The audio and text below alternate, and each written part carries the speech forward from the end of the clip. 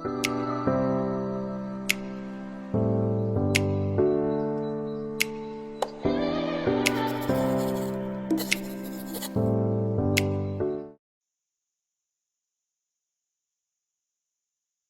hermanos, como la mayoría de ustedes saben, nos encontramos en este momento en una serie de sermones que hemos titulado Moldeando el carácter de nuestros hijos. Y el esquema general que hemos estado usando para estos mensajes es bastante simple. Comenzamos en primer lugar viendo algunas consideraciones fundamentales, algunas presuposiciones fundamentales que conforman la base sobre la cual habríamos de construir el edificio. Y hemos dicho ya que nuestro edificio va a constar de 3 grandes bloques. Primero, un bloque de sermones que tratarán acerca de la meta que debemos tratar de alcanzar en la crianza de nuestros hijos. En segundo lugar, el método que vamos a utilizar para alcanzar esa meta. Y en tercer lugar, la manera en que lo vamos a hacer. Meta, método y manera. Y en este momento nos encontramos levantando el primer bloque de apartamentos. La meta que debemos esforzarnos por alcanzar con nuestros hijos. Hermanos, si queremos hacer un buen trabajo con ellos, debemos comprender cuáles son las metas que Dios nos ha revelado en su palabra.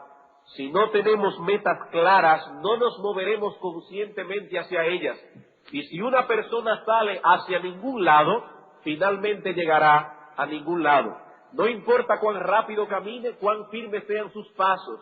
Si no tenemos metas claras hacia la cual dirigirnos con respecto a la crianza de nuestros hijos, ¿qué es lo que queremos lograr con cada uno de nuestros hijos? Hermanos, al final de cuentas llegaremos a ninguna parte. Así que por un lado debemos tener metas, pero más aún, esas metas deben ser bíblicas. No basta con tener metas, porque todos consciente o inconscientemente nos forjamos ciertas metas. Pero hermanos, no basta con tener metas. Esas metas deben ser bíblicas. Tampoco basta con tener metas bíblicas. Esas metas debemos recordarlas constantemente. Porque la verdad es que tendemos a olvidarlas con una facilidad sorprendente. Es muy fácil para un padre perder el norte en este asunto. Son muchas y variadas las presiones que tenemos sobre nosotros, que nos hacen desviarnos de la meta bíblica. Tenemos por un lado la presión de la sociedad. La sociedad nos dice cómo debemos vestir a nuestros hijos, cuál es el carácter que debemos cultivar en ellos, cuáles son las cosas que debemos darle de desayuno, de comida y de cena. Y tenemos la presión de la sociedad todo el tiempo. Tenemos la presión de nuestra corrupción interna. Nosotros tenemos ciertas metas que emanan de nuestra corrupción, que queremos que nuestros hijos sean inteligentes, que sean hermosos, como una meta a alcanzar. Metas que salen de la corrupción de nuestro corazón. Tenemos también la presión de nuestros familiares inconversos, que nos dicen también cómo debemos criar a nuestros hijos todo el tiempo. Yo estoy seguro que todos los padres que están aquí saben de lo que estamos hablando.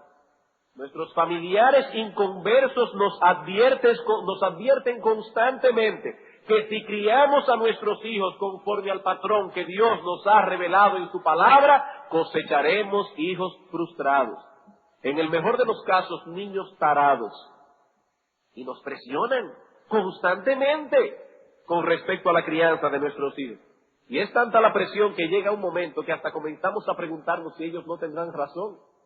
Es mucha la presión, tanto da la gota en la piedra, que hermanos, por más dura que sea la piedra, termina siendo un hoyo. Hay otros que son muy firmes en sus convicciones bíblicas, saben que sus familiares no tienen razón, pero entonces el maligno trata de molestarnos por medio de nuestro amor propio. Sabemos que tenemos razón, pero nos molesta que nos vean como bichos raros. Y a veces cedemos por amor propio. A nadie le gusta que lo vean como un bicho raro. Y es así precisamente que los hombres inconversos ven a un hombre y a una mujer que están criando a sus hijos en el temor de Dios. ¿Qué nos enseña todo esto? Que si queremos mantenernos en el camino correcto, debemos recibir y resistir muchas presiones. Debemos recordarnos constantemente cuál es la meta hacia la cual nos dirigimos. Recordarnos a nosotros mismos que fue Dios quien trazó esa meta y que Él nos ha dicho cuál es la mejor manera de llegar allá. En los 2 últimos sermones de nuestra serie, Vimos que para lograr esa meta es indispensable que nos esforcemos por desarrollar en nuestros hijos un carácter piadoso. Eso, por supuesto, no es todo lo que tenemos que hacer. Eso no es todo lo que tenemos que hacer. Debemos ayudar a nuestros hijos a desarrollarse intelectualmente, físicamente, emocionalmente, etcétera. Pero de todo eso, lo más importante es que puedan desarrollar su carácter. Aquello es importante, que se desarrollen física, intelectualmente, etcétera. Pero esto es más trascendental. No estamos diciendo una cosa u otra, estamos hablando de prioridades. Y la prioridad en la crianza de nuestros hijos es formar en ellos su carácter. Y este carácter piadoso solo puede ser construido sobre la base del temor a Dios, el respeto a la autoridad paterna y el cuidado con las malas compañías. Si usted quiere que su hijo forme un carácter piadoso, debe desarrollar en él el temor a Dios, debe desarrollar en él el respeto por la autoridad y la dirección paterna y debe cuidarlo de las malas compañías. Si lo comparamos con un árbol, como veíamos el domingo antes pasado, podríamos decir que estas son las tres raíces principales de ese árbol: temor a Dios, respeto a los padres, desasociación de las malas compañías. A partir de hoy, nosotros comenzaremos a ver los frutos de un árbol que posee esas raíces.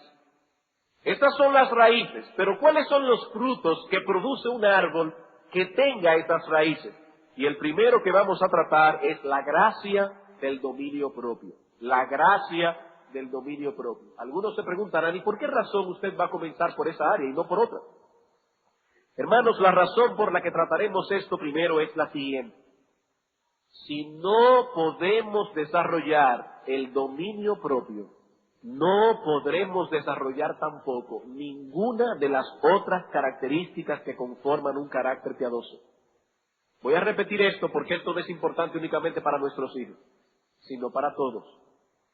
Si no podemos desarrollar el dominio propio, no podremos desarrollar tampoco ninguna de las otras características que conforman un carácter piadoso. En ese sentido podremos decir que el dominio propio es la puerta de entrada para todas las otras características que nosotros deseamos ver en nuestros hijos: la honestidad, la pureza, la diligencia, etcétera. Y es por esa razón que vamos a iniciar esta sección tocando este punto. Y a modo de introducción quisiera responder una pregunta. ¿Qué es el dominio propio? Vamos a estar hablando aquí del dominio propio y la verdad es que yo pensaba que iba a salir un mensaje, luego pensé que tal vez eran dos, ahora estoy casi seguro que son tres. ¿Qué es el dominio propio? Para definirlo por medio de un contraste, vamos a ponerlo al lado de algunas cosas que son opuestas a él. Lo opuesto al dominio propio es la autoindulgencia, el espíritu indisciplinado, el espíritu que no tiene riendas. En otras palabras, las personas que no poseen dominio propio son impulsivas. Son impulsivas, hablan por impulso, actúan por impulso.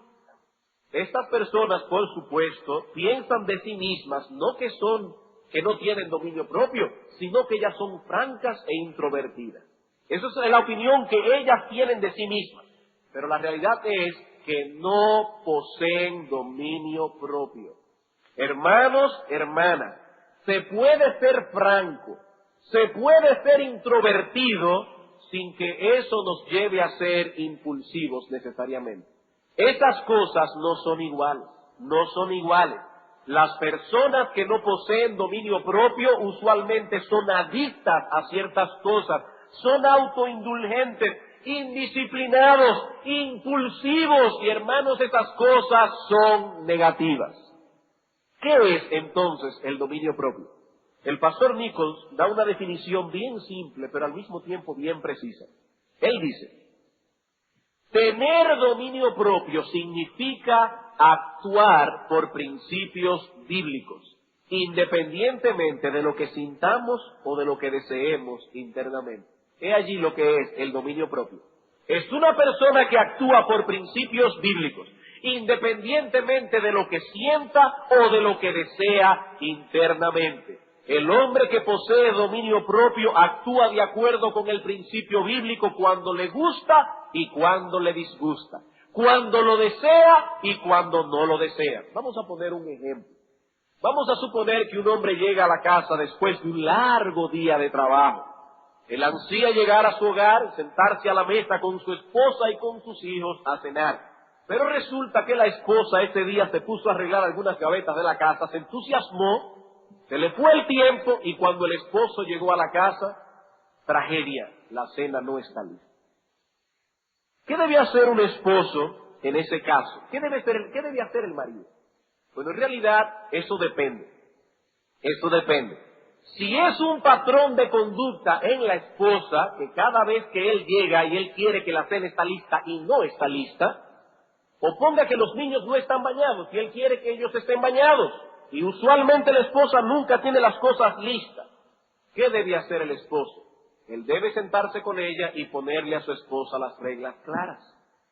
Ah, pero hermano, y si ya yo se lo he puesto clara y pasan días y semanas y meses, hermano, tú le dices a tu esposa, mi amor, yo he tratado esto contigo varias veces, voy a aplicar Mateo 18, tú vienes a la iglesia, habla con uno de los pastores y arreglamos el problema. Tan sencillo como es. Pero vamos a suponer que no es un patrón de conducta. En este caso, el esposo debe comprender que a veces suceden estas cosas. Las mujeres se entusiasman y se les va el tiempo. Ahora bien, lo que el esposo no puede hacer en ninguno de los dos casos es hablarle a su esposa con aspereza. ¿Por qué? Porque está violando un principio bíblico. Colosenses capítulo 3, versículo 19. ¿Y qué dice ese texto? Maridos, amad a vuestras mujeres y no seáis ásperos con ellas. Este texto es claro, ahí no hay lugar a interpretaciones. Un marido no puede, bajo ninguna circunstancia, pase lo que pase, hablarle a su esposa con aspereza. ¿Por qué? Porque hay un principio bíblico que lo prohíbe. Hay momentos en que se puede hablar con firmeza, pero nunca con aspereza. ¿Qué significa entonces tener dominio propio en esa situación específica? No reaccionar como nos dicta nuestra corrupción interna, sino como Dios lo ha establecido en su palabra. Es de poner nuestros deseos por el principio bíblico. ¿Qué es el dominio propio? Es el predominio de los principios bíblicos sobre los sentimientos. Eso es. Qué simple. Es el predominio de los principios bíblicos sobre los sentimientos. Y lo que estamos diciendo aquí es que la Escritura da una importancia vital a esta característica de la vida piadosa. Hermanos, hermanas, si no poseemos dominio propio, seremos presa de nuestros deseos pecaminosos todo el tiempo. Estaremos sufriendo de una especie de SIDA espiritual. ¿Qué es el SIDA? Un síndrome de inmunodeficiencia adquirida. Una persona que tiene SIDA no tiene la capacidad natural que tiene el cuerpo de vencer los virus y las cosas que se encuentran en el aire, las enfermedades, cientos de enfermedades que se encuentran en el ambiente. En este caso es un síndrome de inmunodeficiencia congénita, porque nosotros venimos de nacimiento sin dominio propio. Nosotros nacemos sin dominio propio. Eso es algo que debe ser desarrollado. Eso es algo que debe ser cultivado. Y si tenemos vida espiritual, no podremos defendernos de los constantes ataques y presiones que nuestra corrupción interna y las presiones de fuera nos hacen todo el tiempo. Y lo que vamos a hacer en estos sermones también es bien simple. Dividiremos el estudio básicamente en dos cosas. En primer lugar, yo quiero convencerlos a ustedes esta noche con la ayuda del Espíritu Santo de la importancia que tiene el dominio propio. Lo primero que vamos a ver es la importancia del dominio propio. No lo había planificado de esa manera, pero luego que comenzamos a trabajar en el sermón, el material se fue ampliando, y eso es todo lo que veremos hoy. La importancia del dominio propio. La semana siguiente, o probablemente las semanas siguientes, estaremos tratando con aquellas áreas que más batallas nos dan en el dominio propio. O sea que vamos a ver dos cosas: la importancia del dominio propio, en segundo lugar, las áreas en que este dominio debe ser cultivado. Vamos a comenzar entonces, en primer lugar, con la importancia del dominio propio. Hechos capítulo 24. Hechos capítulo 24, versículos 24 al 25. Aquí encontramos al apóstol Pablo ante Félix, el gobernador de Cesarea. Pablo presentando tanto a él como a Drusila, su esposa, el evangelio de nuestro Señor Jesucristo. Dice aquí: algunos días después, viniendo Félix con Drusila, su mujer, que era judía, llamó a Pablo y le oyó acerca de la fe en Jesucristo. Pero al disertar Pablo acerca de la justicia, del dominio propio y del juicio venidero, Félix se espantó y le dijo: ahora vete, pero cuando tenga oportunidad te llamaré. Este texto es muy interesante por algunas enseñanzas indirectas que podemos extraer de él, que no nos vamos a detener en ellas esta noche. Pero es interesante notar que Pablo en esta ocasión, en vez de tratar con Félix su liberación, en vez de venir delante del gobernador a quejarse por las injusticias que estaban cometiendo contra él, el apóstol Pablo aprovecha la oportunidad para predicarle tanto a él como a su esposa el evangelio de Jesucristo. ¿Por qué? Porque para el apóstol Pablo la salvación de Félix y de su esposa era más importante que su liberación. Este hombre entendía que estaba delante de almas inmortales. Y el apóstol Pablo comienza a predicarle a ellos, dice el texto, acerca de la fe. Y en la presentación de su mensaje, lo primero que Pablo trata de hacer es herir la conciencia de Félix y de su esposa, presentándoles cuáles son las virtudes que adornan la vida cristiana, de modo que a través de este contraste, este hombre pueda ver su propia pecaminosidad. Debo aclarar, hermanos, que es obvio por el texto que Pablo no estaba presentando a Félix un mensaje de salvación por obra. Pablo no estaba diciendo a Félix que la forma de salvarse era viviendo una vida justa y una vida moderada. No, porque el mismo Lucas nos dice en el versículo 24 que el apóstol les hablaba acerca de la fe. El apóstol les hablaba acerca de la fe en Jesucristo. Pero la conciencia de un hombre debe ser herida primero antes de que pueda desear el remedio. Como hemos dicho muchas veces, la predicación evangelística del apóstol Pablo no comenzaba diciendo Dios te ama y tiene un plan maravilloso para ti, porque ese es un evangelio defectuoso. El apóstol Pablo comenzaba hiriendo la conciencia del hombre, haciéndole entender su pecaminosidad para entonces poder darle remedio. Y lo que Pablo está haciendo aquí es presentando un contraste entre la vida de fe y la vida de incredulidad. La vida de fe es descrita a través de dos palabras claves. Es una vida de justicia, es una vida de dominio propio. Los hijos de Dios han de caracterizarse por estas dos virtudes, que seguramente estaban tan lejos de Félix como el cielo de la tierra. La justicia, ustedes saben cómo eran los gobernadores en ese tiempo, y la moderación, la templanza, el dominio propio. Lo extraño es que aún los paganos exaltan estas virtudes, las admiran, pero no las procuran como su máximo bien. Y lo que es peor, tampoco tienen el poder de implementar estas cosas en sus vidas porque son un producto de la gracia de Dios. Tito capítulo 2, versículo 14. Ellos admiran esas virtudes, pero ni quieren ni pueden implementarlas en su vida. En Tito capítulo 2, versículo, tenemos que leer desde el 11 hasta el 14, dice: porque la gracia de Dios se ha manifestado para salvación a todos los hombres, enseñándonos que, renunciando a la impiedad y a los deseos mundanos, vivamos en este siglo sobria, justa y piadosamente. Sobria, es decir, dominio propio, moderación, templanza, justa y piadosamente. En otras palabras, no pueden tener estas cosas quienes no hayan sido alcanzados por la gracia divina. Solo la gracia puede enseñarnos internamente a renunciar a la impiedad y cultivar la justicia, la fe y el dominio propio. Pero por otro lado, también podemos decir que nadie que carezca de estas virtudes puede afirmar que posee la gracia. Nadie.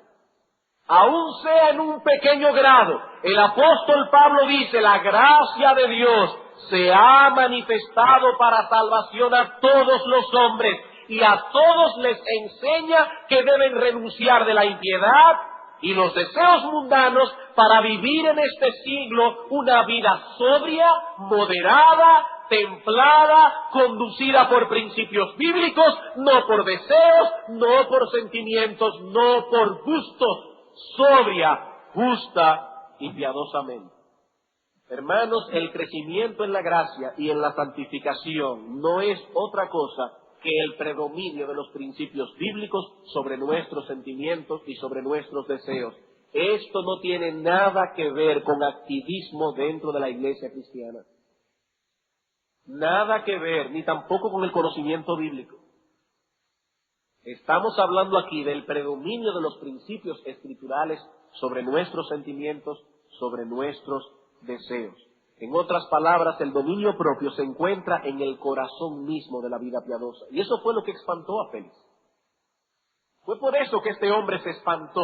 Pablo llevó a Félix de la mano al día del juicio final y Félix comprendió perfectamente que de ser cierto todo lo que Pablo estaba diciendo acerca de la justicia y acerca del dominio propio, él no saldría absuelto en este augusto tribunal. Por eso fue que se espantó. Sus excesos revelaban una vida de incredulidad, no una vida de fe. Y a la luz del juicio venidero, este hombre tenía sobradas razones para espantarse. Así que la vida de fe es manejada por principios bíblicos, no por deseos, no por sentimientos. Es una vida caracterizada por el esfuerzo constante de implementar en todas las áreas de nuestra existencia las directrices que encontramos en la palabra de Dios. Querrámoslo o no, nos guste o nos disguste. ¿Cuál es la enseñanza entonces de Hechos capítulo 24 acerca del tema que estamos tratando? Que el dominio propio es central en nuestra comprensión de la piedad, de la madurez espiritual, de la santificación y de la vida cristiana misma. Vamos a ver ahora un texto en el Antiguo Testamento, Proverbios capítulo 25. Proverbios capítulo 25, versículos 27 y 28.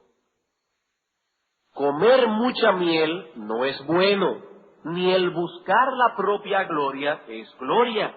Como ciudad derribada y sin muro es el hombre cuyo espíritu no tiene rienda. Esta figura que usa el autor de Proverbios era muy ilustrativa para los santos que vivían en el antiguo pacto. Las murallas en aquella época ocupaban un lugar estratégico en la defensa de las grandes ciudades. Por ejemplo, se dice que Babilonia tenía unas murallas tan grandes alrededor de la ciudad que podían correr en el grueso de la muralla 2 carretas completas con todo y caballo encima, paralela una al lado de la otra, en el grosor de la muralla. Las murallas ocupaban un lugar estratégico para la defensa de las grandes ciudades.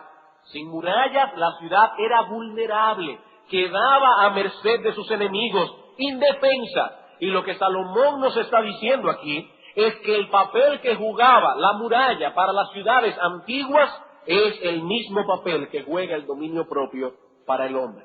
Si no poseemos dominio propio, nuestra alma estará indefensa y carecerá de protección contra el ataque del pecado. ¿Y cuál será el fin? El mismo que las ciudades de aquella época. Terminará derribada, completamente destruida, en la ruina total. ¿Cuál es entonces el consejo que da Salomón a sus lectores en vista de la enorme importancia de esta virtud? Dice en el versículo 16 del mismo capítulo: hallaste miel, come lo que te basta, no sea que hastiado de ella la vomites. Hermanos, una de las cosas que alimenta la intemperancia es una vida intemperada.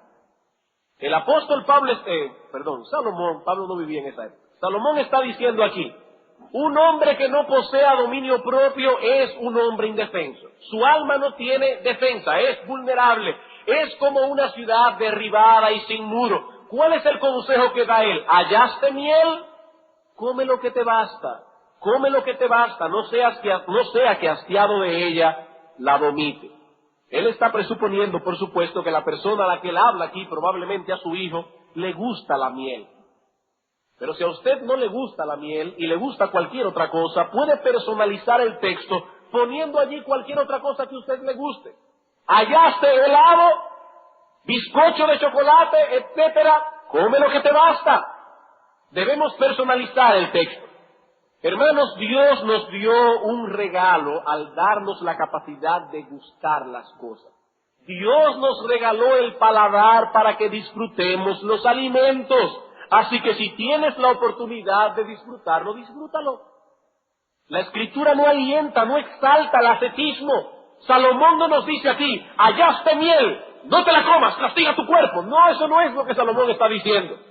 Dice, hallaste miel, te gusta la miel, qué bueno, disfrútala. Pero come lo que te basta, no sea que hastiado de ellas la vomite. En otras palabras, la Biblia no enseña el ascetismo, pero sí condena severamente la falta de moderación.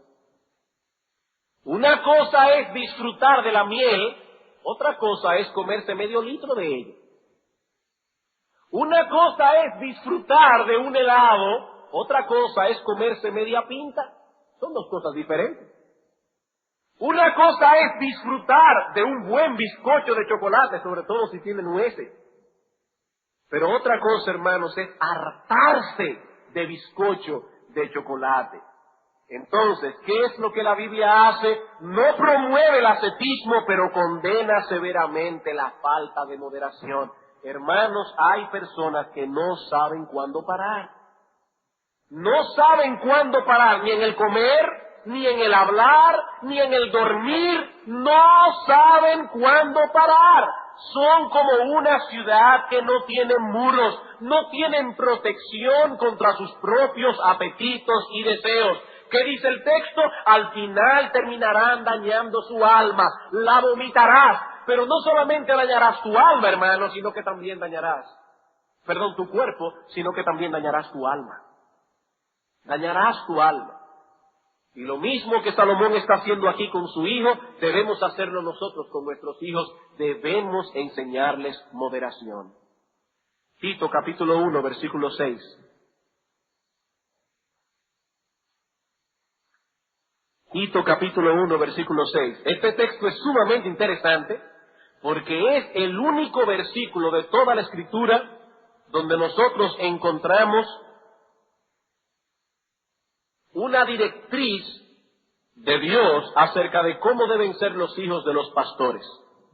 Pero para cuidar la conciencia de los hermanos que están aquí, debo recordar que lo que Dios pide a los pastores en cuanto a su carácter, Dios lo pide a todos los hombres. Se supone que esta es la imagen en cuanto al carácter de lo que debe ser un hombre fiel. Ahora, ¿por qué aparecen allí para los pastores? Porque se supone que un pastor debe ser un hombre fiel. Así que lo que dice Dios en este texto a los pastores, se lo está diciendo a todos los hermanos. ¿Qué dice aquí? Que si se elegirá un anciano en la iglesia debe ser un hombre que fuera irreprensible, marido de una sola mujer, que tenga hijos creyentes, que no estén acusados de disolución ni de rebeldía. Aquí hay que hacer una aclaración. Cuando el apóstol Pablo dice que tenga hijos creyentes, la palabra que aparece allí puede ser traducida también fieles. ¿Y por qué hacemos esa aclaración?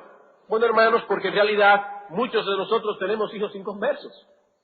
Usted dirá, bueno, pero su hijo quizás tiene 1 año, 2 años, sí, pero el hijo de un pastor tal que tenga 1 año es un inconverso.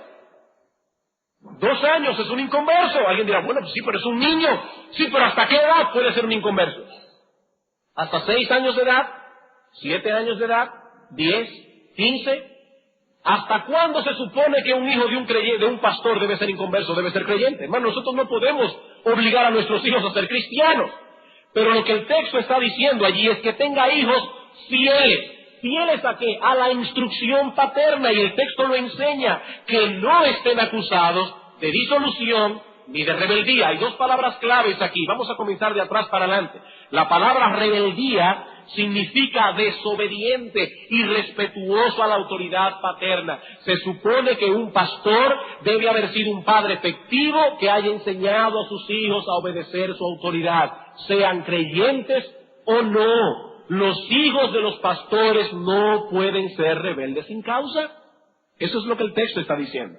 Pero por el otro lado, el texto también dice que ellos no deben ser acusados de disolución. Y esa palabra significa literalmente incontrolables, sin dominio propio.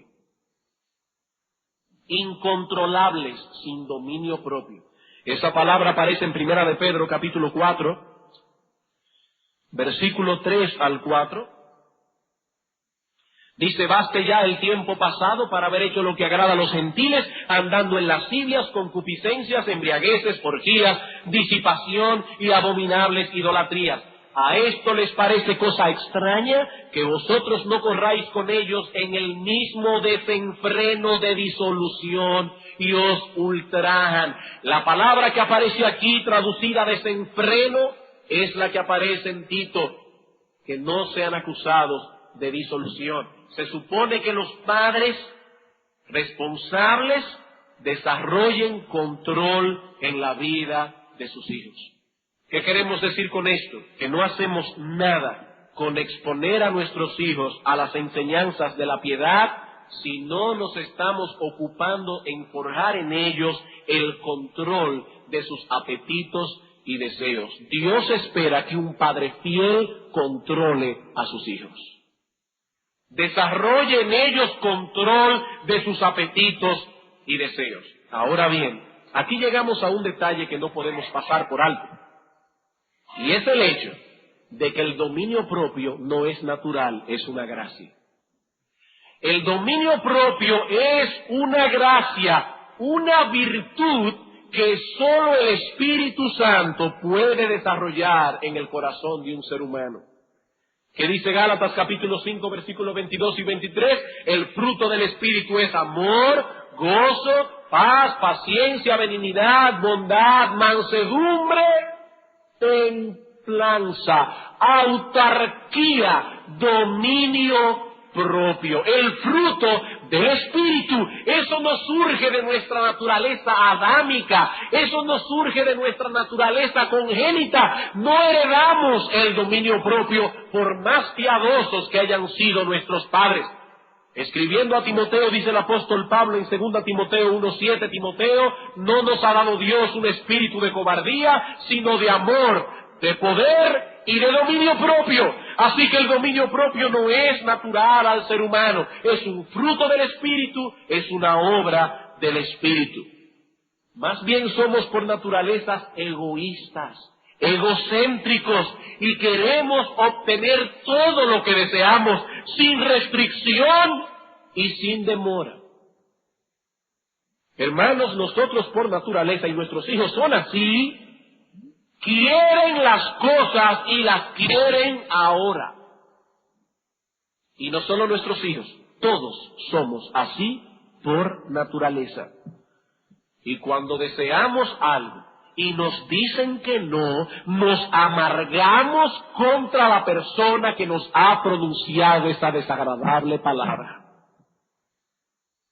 Nos amargamos. Y cuando no ha habido ninguna persona envuelta en ese no, sino que han sido algunas circunstancias fuera de nuestro control que nos impiden obtener nuestros deseos, entonces nos amargamos veladamente contra Dios. Cuando ya no podemos echarle la culpa a nadie, entonces nos amargamos. Y si alguien nos preguntara, ¿pero contra quién tú estás amargado? ¿Saben contra quién a la larga? Contra Dios. Porque Él es el soberano que gobierna las circunstancias. Esa es nuestra naturaleza. Nos disgusta que nos pongan frenos. No importa que ese freno venga de los padres. No importa, esposas, escuchen bien, que ese freno venga de los esposos. No importa que ese freno venga de Dios directamente. Cuando digo directamente me refiero porque el freno siempre viene de Dios. Él es soberano. Pero cuando viene directamente es cuando no ha sido a través de ninguna autoridad, sino a través de las circunstancias. Así que nosotros queremos lo que queremos y lo queremos ahora. Odiamos con todas las fuerzas de nuestro ser la palabra no. Y repito, no importa quién pronuncie esta palabra, nos amargaremos y pelearemos contra esa persona. No importa quién la haya pronunciado. A veces es una pelea activa. Es una pelea activa, nos ponemos a argumentar, pero ¿por qué no? Y ahí está la esposa dice, ¿por qué no? El esposo le dice, ¿por qué no? Porque no se puede, pero ¿por qué no? Yo quiero una explicación, exijo una explicación. Tú nunca me complaces. Luchando porque no se ha cumplido su deseo. Pero otras veces es una lucha pasiva. Ella se tranca. Mi amor, ¿te pasa algo? No, nada.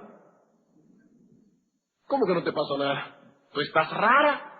Una lucha pasiva. ¿Por qué? Porque se le ha dicho que no. Es una mujer de 30 y tantos años, pero actúa como una niña de 5. ¿Por qué? Porque nunca se le puso freno a sus deseos pecaminosos. Nunca se le dijo no. Y cuando el esposo dice no, se amarga y actúa como una bebita.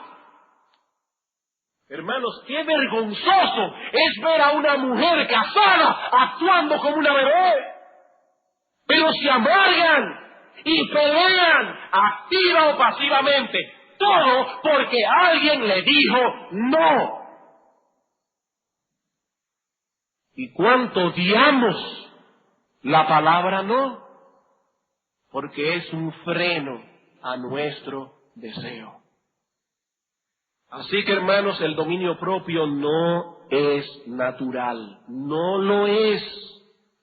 Solo el Espíritu Santo puede obrar en el corazón nuestro y en el de nuestros hijos esa gracia indispensable para la piedad. Lo que nosotros los padres podemos y debemos hacer es desarrollar en ellos respeto y confianza por el control paterno.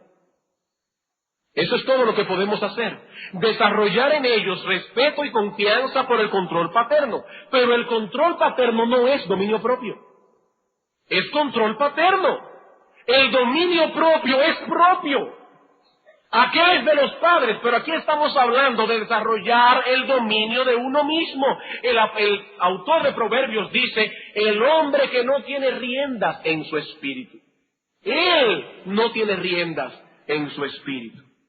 Así que el hombre que posee dominio propio tiene él la capacidad de refrenar su propio espíritu. En dependencia del Espíritu Santo, este hombre, esta mujer, puede deponer sus deseos, sus sentimientos por causa de los principios bíblicos, sin que nadie se lo exija y sin que nadie lo esté chequeando. Eso es dominio propio.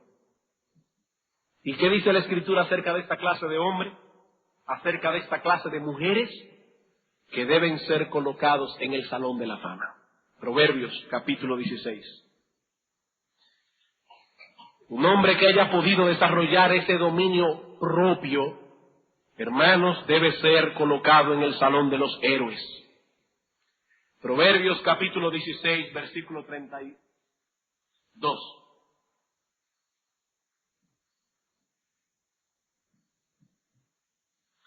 Dice aquí, mejor es el que tarda en airarse que el fuerte, y el que se enseñorea de su espíritu que el que toma una ciudad.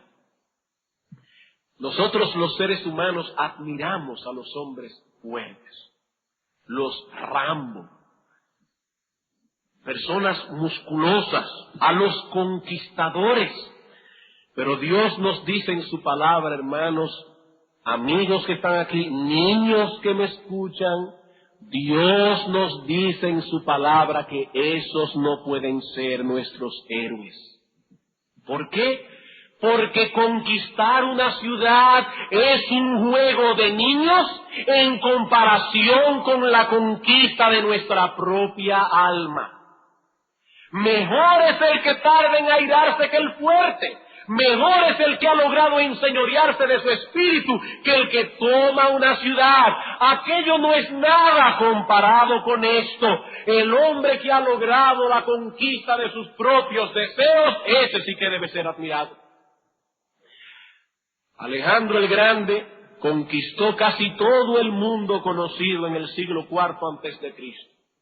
Y el mundo venera su nombre y lo recuerda como un gran guerrero, como un gran conquistador. Pero ¿saben algo? A los 33 años de edad, este hombre miserable murió a causa de sus excesos pecaminosos. Conquistó el mundo entero, pero no pudo conquistar su propio corazón. Este hombre era un miserable. Miserable. Un miserable. Pudo conquistar el mundo entero, hermanos, pero eso es un juego de niños. Él no pudo conquistar su afición a las bebidas alcohólicas y terminó muriendo como un pobre borracho alcoholizado a los 33 años de edad. A los 33 años de edad. Así que un hombre, un hermanito de la iglesia que posea dominio propio es más digno de admiración que Alejandro el Grande. Dice Dios en su palabra. El hombre que puede enseñorearse de su espíritu posee más valor que los hombres que encontramos en los libros de historia. Mucho más valor. Esa es la opinión de Dios y nosotros debemos tener la misma opinión que Él. Y digo esto porque penosamente no siempre es así. No siempre es así. Debemos confesar con pena y con vergüenza que hay muchas personas que confiesan ser cristianos y sin embargo admiran más a ciertos hombres arrogantes y dados a los excesos que a los hombres santos y piadosos. Los admiran más. Y padres que están aquí después no se extrañen cuando vuestros hijos sigan el patrón de vida de aquellos hombres a quienes ustedes admiran. No se extrañen. Ellos quieren sobresalir delante de vuestros ojos. Así que si vuestros héroes son esos hombres de éxito que han logrado sus metas descuidando sus familias y descuidando sus propias almas, no se extrañen después cuando vuestros hijos corran detrás de esos valores también. Ellos son vuestros héroes. Por lo tanto, son también los héroes de vuestros hijos. Eso no es lo que ustedes admiran.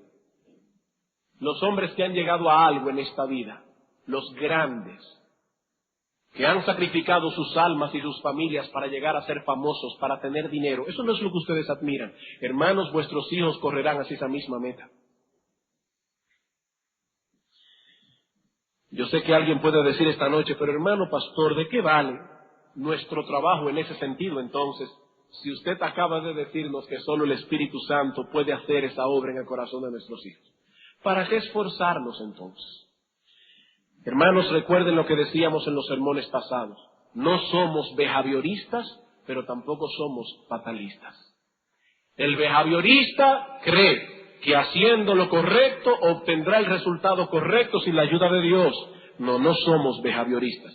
El fatalista cree que si Dios determinó una cosa, ocurrirá, sea que yo me ocupe de ello o no. No, hermanos, no somos fatalistas, porque Dios obra a través de medios. Y el medio principal que Él ha de usar para desarrollar el dominio propio en nuestros hijos es el control paterno.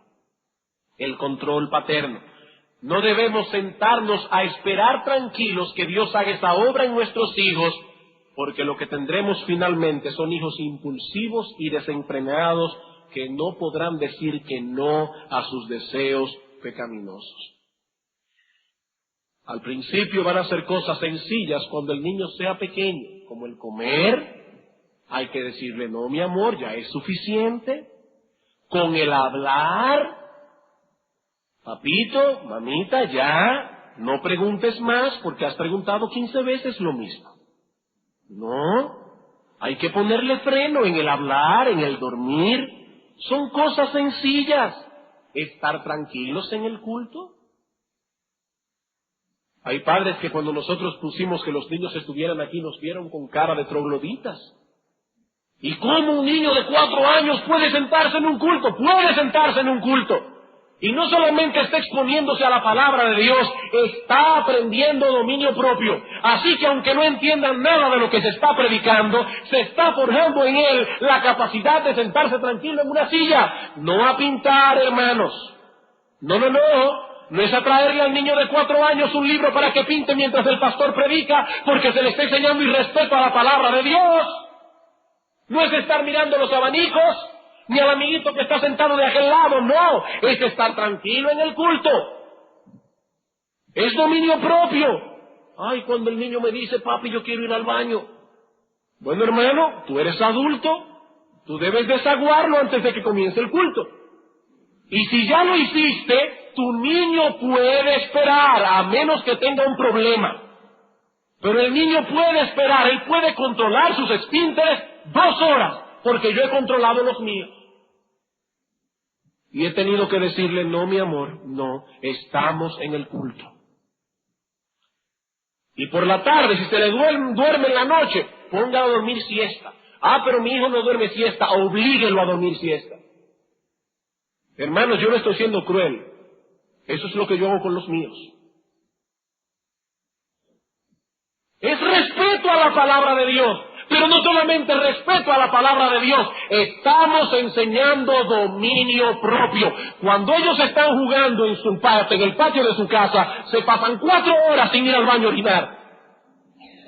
¿Por qué no pueden aguantar 1 hora y media aquí en el culto? Dominio propio, hermanos.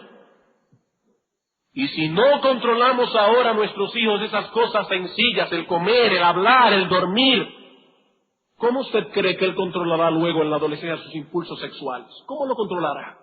¿O cómo controlará ese deseo de poseer cosas y de sentir emociones? Y luego los padres se preguntan cómo fue que sus hijos cayeron en tales excesos. ¿Y cómo fue que se convirtieron en alcohólicos o en drogadictos si ellos no vieron ese ejemplo en casa? ¿Es cierto? Sus padres no le dieron mal ejemplo en ese sentido, pero tampoco pusieron freno a sus impulsos y apetitos. Por supuesto, cuando el niño tenía 2, 3 años, no se vislumbraba en qué pararía la cosa. A esa edad ningún niño es dado a la bebida, usualmente. O a los excesos sexuales, no, sus problemas son con el comer, con el hablar, con el dormir, con el uso del tiempo. Pero si no podemos ejercer control sobre ellos en esas áreas, sus impulsos seguirán complicándose con el paso de los años. Y cuando sus hormonas comiencen a funcionar, les será muy difícil poner un freno a sus propios pensamientos y deseos pecaminosos. Muy difícil. Y quiero hablar muy claro aquí, hermanos y hermanas, porque la Biblia habla claro también a los padres, aún con los niños sentados en el culto. Algunos canalizarán ese desenfreno a través de la masturbación, otros canalizarán ese desenfreno a través del alcohol, de las drogas, de las prostitutas, pero no olviden, padres, todo eso comenzó cuando era un bebito de 2 o 3 años. ¿Es serio, hermanos, lo que estamos hablando aquí? Comenzó cuando eran bebitos pequeños. No se les puso freno a sus impulsos sencillos, mucho menos van a tener frenos cuando sus impulsos sean más complicados y maduros. Hermanos, nosotros no tenemos tiempo para seguir ampliando este material. La semana pasada nosotros pasaremos a considerar 5 áreas, y voy a adelantarlas. 5 áreas donde se han de librar las batallas más duras en el asunto del dominio propio. Primero, su apetito en el comer. Su apetito. Segundo, el control de sus emociones. Tercero, su lengua. Cuarto, su tiempo. Y quinto, sus posesiones. He allí las 5 áreas donde más batallas tendremos con nuestros hijos. El comer, el uso de las emociones, la lengua, el tiempo y las posesiones. Pero no deseo concluir este tema sin traer aquí de nuevo una enseñanza que hemos estado repitiendo vez tras vez en esta serie de sermones. Hermanos, en este asunto del dominio propio, el ejemplo de los padres es de suprema importancia. El ejemplo de los padres es de suprema importancia.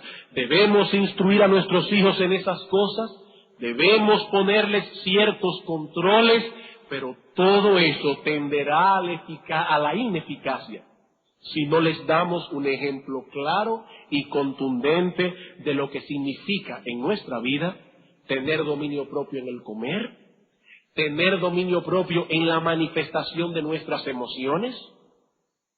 Debo decir aquí, hermanos, Dios no espera que nosotros seamos estoicos, que no manifestemos ningún tipo de emoción. No, hermanos. Dios espera que algún día estemos alegres, que otro día estemos tristes.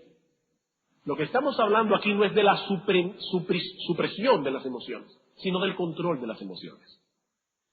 El control de las emociones, el control en el hablar, en el uso del tiempo, en el uso de nuestras posesiones. Y si somos creyentes verdaderos, debemos entender que Dios nos ha dado su Espíritu para capacitarnos en el dominio propio. Los deseos pecaminosos todavía batallan en nuestras almas, pero dice la Escritura que tenemos la capacidad de vivir por principios y no por deseos. Por eso dice Primera de Pedro capítulo 2 versículo 11, hermanos, yo os ruego como extranjeros y peregrinos que os abstengáis de los deseos carnales que batallan contra el alma. Ellos batallan contra el alma. El hecho de que seamos creyentes no ha eliminado esa batalla, pero Dios nos ha dado la capacidad de abstenernos de esos deseos. ¿Qué quiere decir esto en un sentido práctico? Esto quiere decir, esposos, que Dios nos ha dado la capacidad de deponer nuestro egoísmo natural para poder amar a nuestras esposas como Cristo amó a la iglesia, para tratarlas con dulzura, para que en ninguna circunstancia la hablemos con aspereza. Dios nos ha dado el dominio propio para ponerle riendas a nuestro espíritu. Esposas, esto quiere decir que Dios las ha capacitado para respetar la autoridad de vuestros maridos independientemente de lo que ellos son. Y cuando usted quiere rebelarse, usted tiene la capacidad de quedarse callada y de hablarle con respeto a su marido. Eso es lo que estamos hablando. Hermanos, que Dios nos ha dado la capacidad de controlar nuestro comer, que Dios nos ha dado la capacidad de controlar nuestro hablar. Dios nos ha capacitado para ello. Hermanas, Dios nos ha capacitado para controlar nuestros deseos de poseer cosas, de comprar cosas innecesarias que alimentan nuestra vanidad. Dios nos ha capacitado para refrenar el impulso perverso que todos tenemos de poseer lo mejor. Eso es lo que estamos diciendo. Dios nos ha capacitado. Y hermanos y hermanas, a menos que no vivamos delante de nuestros hijos con una vida en nuestros deseos, nuestra enseñanza piadosa tenderá a la ineficacia. Estamos enseñando a nuestros hijos que controlen el comer, pero las esposas, las madres no están controlando el comprar. Estamos enseñando a nuestros hijos que controlen su hablar, pero nosotros no estamos controlando nuestra lengua delante de ellos. Y entonces, hermanos, ¿qué ejemplo le estamos dando a nuestros hijos? ¿Cómo queremos que nuestra enseñanza sea eficaz en la vida de ellos si no tenemos control? No tenemos control. Todo lo que queremos buscamos la forma de tenerlo y ahora. Y tú piensas que tus hijos no se están dando cuenta de eso. Hermano, hermana, tus hijos no son tontos. Ellos no son tontos. Ellos ven la forma en que tú reaccionas cuando te dicen que no. Entonces tú quieres que ellos reaccionen bien cuando le dicen que no. Hermanos, hermanas, ¿es eso justo? ¿Es eso justo?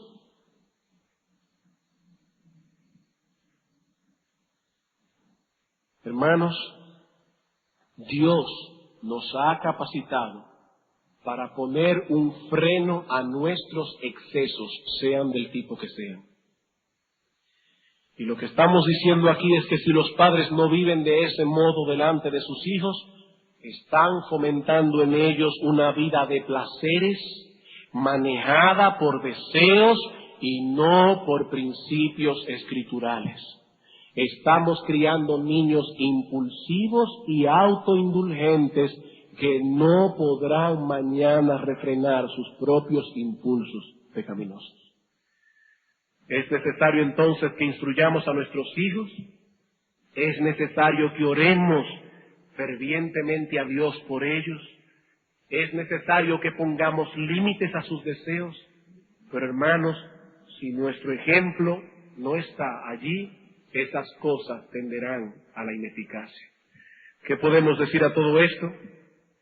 Que Dios nos ayude a fortalecer cada día más y más las riendas de nuestra propia alma, por nuestro propio bien y por el bien de nuestros hijos, porque vivimos delante de ellos día tras día, día tras día.